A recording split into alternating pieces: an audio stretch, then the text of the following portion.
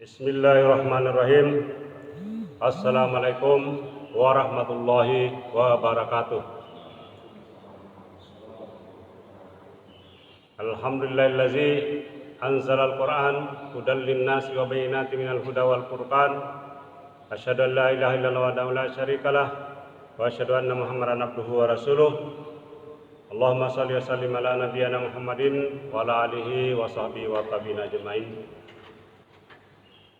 Qala Allah Ta'ala fi kitabil karim, a'udzubillahi minasyaitonir rajim. Ya ayyuhallazina amanu taqullaha wa qulu qawlan sadida yuslih lakum a'malakum wa yaghfir lakum dzunubakum wa may yuti'illaha wa rasulahu faqad faza fawzan azima. Para jemaah sekalian yang kami hormati, yang kami muliakan, dan para pemirsa yang bisa hadir untuk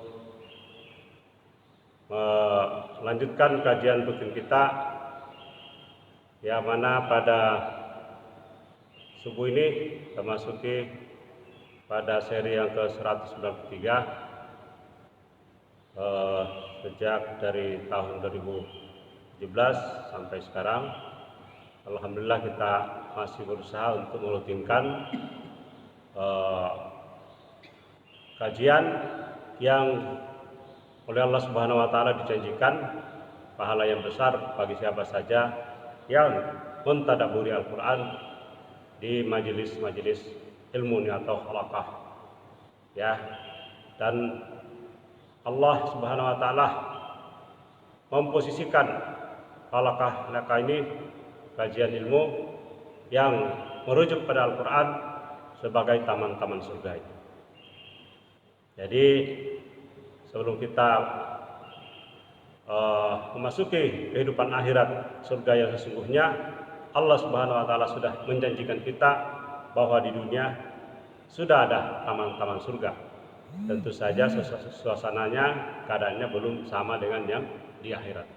Tapi ini adalah janji Allah, dan janji Allah adalah akan ditepati, akan ditunaikan. Tidak ada pun janji Allah yang ada dalam Al-Quran dan hadis yang tidak akan ditepatinya nanti. Nah, para jamaah sekalian, pada subuh ini saya ingin mengetengahkan beberapa peringkat keutamaan, balasan, ya, amal kebajikan, dan juga ada yang berkaitan dengan keburukan yang dilakukan oleh manusia di bumi ini, di alam semesta ini selama hidupnya. Dan saya kira kita masih ingat tadi bacaan salah satunya di surah Al-Mulk, ya, yang pada ayat kedua, allazi khalaqal mauta wal hayata linabluwakum ayyukum ahsanu amala. Saya ingin mengambil satu poin di sana, yang mana Allah Subhanahu wa Ta'ala sebagai pemilik dari alam semesta, pencipta dari alam semesta, mengingatkan kita bahwa Dia pula yang menciptakan, ya, al-maut dan al-hayati, kematian dan kehidupan, untuk menguji manusia, ya, siapa yang ahsanu amala, yang terbaik amalnya. Nah, untuk mengetahui berkaitan dengan yang terbaik ini, karena di dalam konstruksi Al-Quran dan hadis atau wahyu menunjukkan sejumlah banyak kriteria yang berkaitan dengan orang yang ahsan ini, yang baik ini, ya. Dan Al-Quran sudah juga menjanjikan balasan-balasan yang terbaik. Jadi kalau kita merujuk pada Al-Quran, ada makhluk terbaik, ada juga makhluk terburuk. Ada tempat terbaik, ada tempat terburuk. Nah, kita sudah paham semua di surah Al-Bayyinah, ya. Surah-surah yang lain ada lagi makhluk terbaik, ya, yang surah Al-Bayyinah itu makhluk terbaik. Sebaik-baik makhluk adalah orang yang beriman, beramal soleh. Mereka akan diganjar dengan surga yang mana mengalir di bawahnya sungai-sungai. Tapi orang-orang yang ingkar pada Allah, kaum kafirin, dan juga para ahli kitab yang masih ingkar, dan orang yang musyrik, ya diganjar dengan neraka jahanam dan diposisikan sebagai orang yang terburuk dan akan menempati tempat terburuk juga. Jadi makhluk terburuk menempati tempat yang terburuk ini.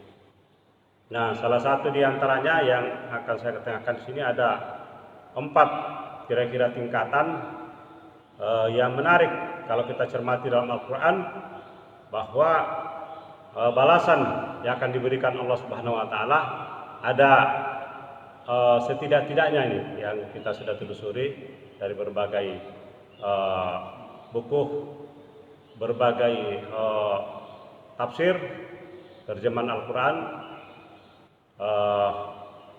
Ada 4. Yang pertama menyebutkan hanya balasan lebih baik. Contohnya di surah Al-Qasas ini. Surah yang ke-28 ayat 84. A'udzubillahi minasyaitonirrajim. Man jaa bil hasanati falahu khairun minha. Ya, barang siapa yang datang dengan membawa kebaikan, ya, dia akan mendapat pahala yang lebih baik daripadanya kebaikan itu, ya. Wa man jaa bis sayyiati fala yujzal ladzi amilus sayyi'ah illa ma kanu ya'malun. Dan barang siapa yang datang dengan membawa kejahatan, keburukan, maka orang-orang itu yang telah mengerjakannya kejahatan tadi hanya diberi balasan seimbang dengan apa yang telah mereka kerjakan. Makanu ya malu, apa yang mereka lakukan. Jadi katanya di sini kalimatnya menekankan pada yang lebih baik daripada kebaikannya, tapi tidak disebutkan jumlahnya. Hanya dipastikan bahwa lebih baik daripada apa yang dia kerjakan. Nah, ini poin pertama ini. Nah, kalau dia berupa kejahatan atau keburukan atau dosa, dibalas seimbang, ya, dibalas seimbang dengan apa yang dikerjakannya. Nah, tetapi kalau kita membaca di surah Al-An'am, surah yang ke-6 ayat 160, ini lebih tinggi lagi tingkatannya daripada tadi, atau memberi kepastian. Ya, pasti lebih tinggi, tetapi ada kepastian jumlahnya, ya, yaitu diganjar 10 kali lipat. Nah, man jaa bil hasanati falahu asrun amsalihha wa man jaa bis sayyiati fala yujza illa mislaha wa hum la yuzlamun. Barang siapa yang berbuat kebaikan mendapat balasan, ya, asrun amsalihha, 10 kali lipat dari amalnya. Nah, ini sudah ada pelipat gandaan, memberikan kepastian bahwa seluruh amal kebaikan diganjar minimal 10 kali lipatnya dari amalnya. Namun kalau berupa perbuatan kejahatan atau dosa, dibalas seimbang dengan kejahatannya. Jadi sama posisinya yang tadi di atas, juga diberi ganjaran hanya yang setimpal. Ya, pemenjabi sayyi'at fala yujza illa mislaha, kecuali atau hanya setara dengan yang dia kerjakan. Ya, wahum la yuzlamun, mereka sedikit pun tidak dirugikan atau tidak dizalimi. Bahasa Al-Quran menyebutkan menzalimi itu adalah merugikan orang lain, tapi ada juga manusia yang menzalimi, zalimun li nafsi, menzalimi dirinya sendiri. Nah, ini yang paling standar, dan ini juga berlaku yang bacaan Al-Quran. 1 huruf 10 nilai pahalanya setiap 1 huruf. Jadi kita mengkaji di sini, mungkin ini hurufnya kalau dibaca semua yang 4 nih, itu sudah ada 100-an huruf lebih. Ya, berarti kita bisa mendapatkan 1000-an nih, ya, nilai pahalanya yang sangat besar di sisi Allah Subhanahu Wa Taala. Nah, ini yang kedua nih.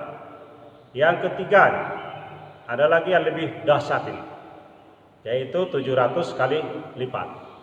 Dan saya kira para jamaah sekalian, hadirin sekalian sudah biasa ini mendengarnya ini di surah Al-Baqarah ayat 261. Ya. Masalul ladzina yunfiquna amwalahum fi sabilillah, perumpamaan orang yang menginfakkan hartanya di jalan Allah, ya, kama salih habbatin ambatat sab'a sanabilah fi kulli sumbulatin mi'atu habbah. Jadi barang siapa yang menginfakkan hartanya di jalan Allah, itu seolah-olah seperti sebutir biji yang menumbuhkan 7 tangkai. Pada setiap tangkai ada 100 biji. Ya. Ikulli sumbulatin ya mi'atu habba, ini. Ada 100 biji setiap tangkai. Berarti jumlahnya 7 dikali 100 berarti 700 kali, lebih baik. Ya. Allah menegaskan, wallahu yudaif liman yasha wallahu wasi'un alim. Allah melipat gandakan bagi siapa yang dikehendaki dan Allah maha luas dan maha mengetahui. Wasi'un alim, maha luas dan mengetahui. Maha luas rezekinya dan dia juga maha mengetahui siapa yang berbuat kebaikan.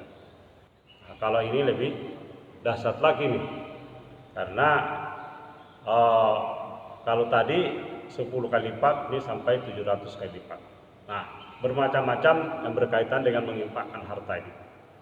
Salah satu kira-kira yang menjadi kenapa menginfakkan harta ini, karena kepemilikan manusia terhadap harta ini sangat tinggi, rasa untuk memiliki dan sulit untuk melepaskannya. Ya, jangankan untuk diinfakkan, ya, untuk kita belanja saja.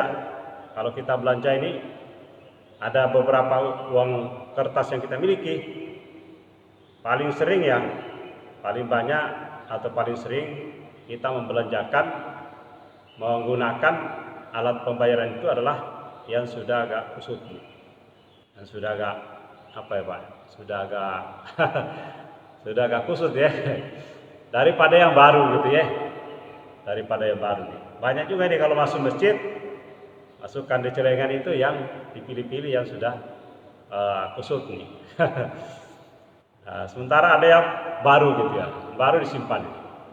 Itu padahal kan jelas bahwa sebaik-baiknya juga yang kita berikan itu adalah yang mulus ini. Apalagi kalau di masjid ini kita menyumbang. Jangankan itu, yang kita belanjakan saja kita pilih-pilih. Makanya uang itu seringkali yang kusut makin kusut, yang mulus tetap mulus, karena manusia ini ya untuk dirinya sendiri yang dia belanjakan masih memilih-milih gitu ya, apalagi kalau mau diinfakkan. Ini adalah sebuah tantangan. Ini karena masalah harta kekayaan ini, yaitu manusia merasa memilikinya, ya, padahal semuanya itu adalah milik Allah. Rasa memiliki itulah yang membuat manusia enggan untuk mengeluarkannya, untuk melepaskannya. Nah, caranya untuk kita mudah untuk melepaskan, ya jangan kita menanamkan di dalam hati bahwa harta ini adalah milik kita yang sebenarnya. Itu adalah milik Allah, ini hanya dititipkan pada kita. Itu salah satu strateginya. Makin kita merasa memiliki, makin sulit untuk kita melepaskannya.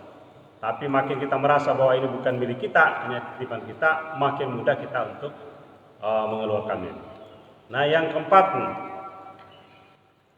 keempat itu kategorinya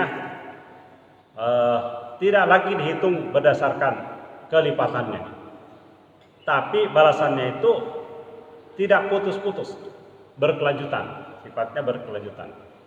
Ya, innal ladzina amanu wa amilus solihati lahum ajrum ghairu mamnun. Ya, jadi ini disebutkan di surah Fussilat, ya, ayat ke-8. Sesungguhnya orang-orang yang beriman dan mengerjakan kebajikan, mereka mendapat pahala yang tidak ada putus-putusnya. Ya, jadi tidak ada ujungnya lagi. Karena para penghuni surga apabila sudah masuk surga, dia tidak akan keluar lagi di sana. terus menerus dinikmati apa yang sudah diberikan. Ya. Nah, saya tambah lagi satu di surah Kafir nih atau surah Mumin ayat 40. Mudah diingatin ya. Surah ke-40 ayat 40. Untuk menjadi motivasi. Kalau yang ini berbeda dengan ungkapan yang 3 tadi di atas. Yang di sini itu amal buruk ya, perbuatan buruk atau perbuatan dosa yang didahulukan. Man amila sayyatan fala yujza illa mislaha. Barang siapa yang mengerjakan perbuatan jahat, maka dia akan dibalas sebanding dengan kejahatan itu. Jadi Al-Qur'an ini punya punya konstruksi sendiri, cara sendiri, strategis tersendiri untuk menjelaskan kepada kita ini. Misalnya kalau berkaitan dengan Rasulullah datang membawa kabar gembira dan peringatan, ya, basyirah wa nasirah. Paling banyak didahulukan itu basiran dulu, ya, daripada peringatannya. Ya.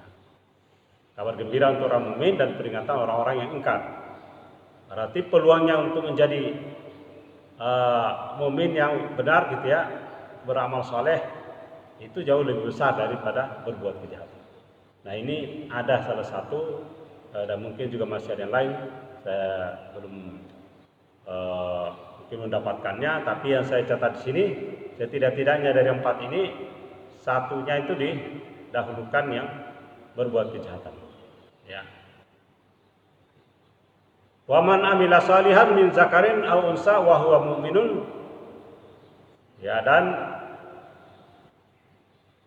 barang siapa yang mengerjakan kebaikan, ya, min zakarin aw unsa, baik laki-laki maupun perempuan. Nah, ini malah ditambahkan lagi jenis kelaminnya, laki-laki dan perempuan. Sekali lagi saya tegaskan, dalam Al-Quran menyebutkan laki-laki dan perempuan. Allah Subhanahu wa taala menciptakan laki-laki dan perempuan. Jadi tidak ada jenis kelamin yang ketiga, keempat, kelima. Ya, kalau kita pelajari ilmu yang banyak beredar sekarang ini, malah menyebutnya katanya bukan hanya 4 tapi bisa sampai 6 gitu ya. Jenis kelaminnya ini. Dan ada yang berubah-ubah ini. Nah, repot nanti di akhirat ini urusan ini. Yang diakui dalam Al-Quran hanya laki-laki dan perempuan. Sedangkan dia dalam keadaan beriman, ya, wa huwa mu'minun, faulaika yadkhulunal jannah yurzaquna fiha bighairi hisab. Mereka ini ya akan masuk surga ini.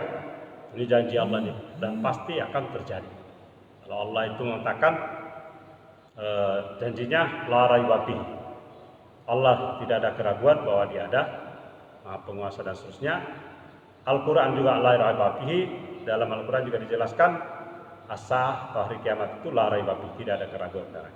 Berarti surga dan neraka pun juga tidak ada keraguan bahwa benar-benar itu akan terjadi, akan ada nanti sebagai tempat tinggal manusia. Maka mereka akan masuk surga ini, ya. Faulaika yadkhulunal jannah. Nah, yang menarik di sini adalah yurzaquna fiha bighairi hisab. Ya, mereka diberi rezeki di dalamnya. Maksudnya di dalam surga tadi. Bighairi hisab, tanpa hisab nih, tak terhingga. Sebutkan di sini tafsir ini menyebutkan tak terhingga. Kita sudah tidak tahu kalau ada bilangan tak terhingga berarti tidak ada ujungnya. Karena sifatnya khalidina fiha abadan. Ya, mereka kekal di dalamnya selama-lamanya. Atau dalam bahasa lain disebut dengan kekal abadi. Nah, saya kira itu yang ayat berikut ini, yang lain-lainnya masih ada, tapi cukup yang 4 dulu.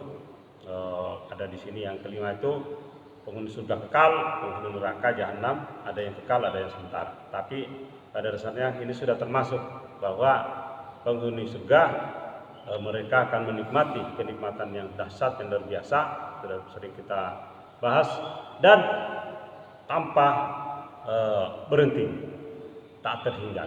Nah, inilah harapan kita, cita-cita kita semuanya para jamaah sekalian, baik yang di masjid maupun yang sempat online ini, dan juga nanti akan mendengarkan secara offline dari kegiatan kita ini menjadi motivasi untuk kita bahwa Allah sesungguhnya memberi kesempatan yang jauh lebih besar untuk mendapatkan kenikmatan surga daripada neraka gitu ya. Karena neraka tadi satu keburukan dibalasnya satu. Kalau nanti di kebaikan dibalas ada yang minimal 10 kali lipat, ada yang 700 kali lipat, dan ada lagi yang lain seperti salat jamaah ya, ada menyebutnya 25 kali derajatnya, ada yang 27 kali derajatnya. Itu ya disebutkan dalam hadis-hadis. Tapi cukuplah ini menjadi motivasi bahwa untuk kehidupan di akhirat nanti insya Allah kalau kita ini menjadi penghuni surganya Allah Subhanahu wa taala sebagai janjinya, kalau kita yakin dan terus konsisten beramal saleh, insya Allah kita akan menjadi salah satu dari penghuni surga yang kekal abadi. Mari kita tutup kajian kita mendoa kafaratul majlis. Subhanakallahumma wa bihamdika asyhadu an la ilaha illa anta astaghfiruka wa atubu ilaik. Assalamualaikum warahmatullahi wabarakatuh.